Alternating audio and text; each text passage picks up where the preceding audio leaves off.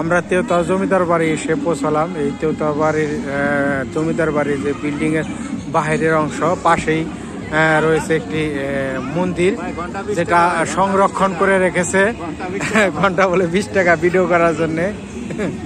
আমরা এই তেওতাও জমিদার বাড়ির ভিতরে ঢুকবো, সেই পর্যন্ত আপনারা আমাদের সাথে থাকবেন। এখানে ঈদ উপলক্ষে মেলা বসেছে, অনেক ধরনের দোকানপাটি এসেছে।